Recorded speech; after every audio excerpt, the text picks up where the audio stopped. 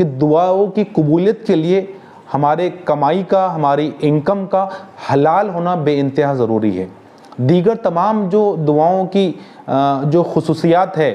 یا جو اس کی شرائط ہیں، سب کا نمبر بعد میں آتا ہے۔ سب سے پہلا نمبر یہ ہے کہ کمائی حلال کی ہو۔ اگر کمائی حلال نہیں ہے اور دیگر تمام باتوں کا خیال رکھ کے دعائیں مانگی جا رہی ہے تو اللہ تعالیٰ دعاؤں کو قبول نہیں کرے گا۔ اللہ کے نبی صلی اللہ علیہ وسلم کی ایک حدیث ہے، آپ فرماتے ہیں کہ ایک شخص دور دراز کا سفر کرتے ہوئے ایک مقدس مقام پر پہنچتا ہے اور اس کی حالت بہت خراب ہو گئی ہے، پورے کپڑوں میں دھول ہیں، چہرے پر تھکن کے آثار ہیں، اور پھر وہ اللہ تعالیٰ سے دعائیں مانگتا ہے،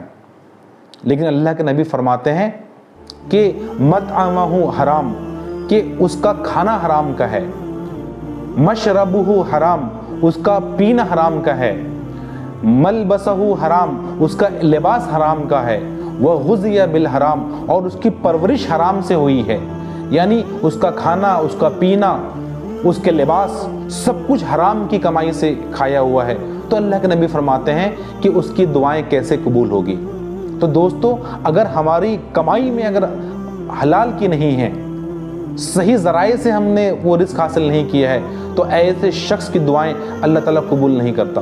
وہ حرام کمائی کسی بھی ذریعے سے ہو، چاہے وہ سود کا پیسہ ہو، چاہے وہ ناجائز کسی کا پیسہ ہڑپ کیا گیا ہو، یا کسی کے حق کو غصب کیا گیا ہو، یا بہنوں کی وراثت کو نہ دے کر اس کو استعمال کیا گیا ہو، یا دھوکے سے کسی پروڈکٹ کو اور مال کو بیچا گیا ہو، رشوت کھائی گئی ہو، تو ان تمام ذرائع سے اگر حرام کی کمائی ہم کھاتے ہیں اور پھر کتنی ہی دعائیں ہم کرتے ہیں تو اللہ تعالیٰ دعاؤں کو قبول نہیں کرے گا۔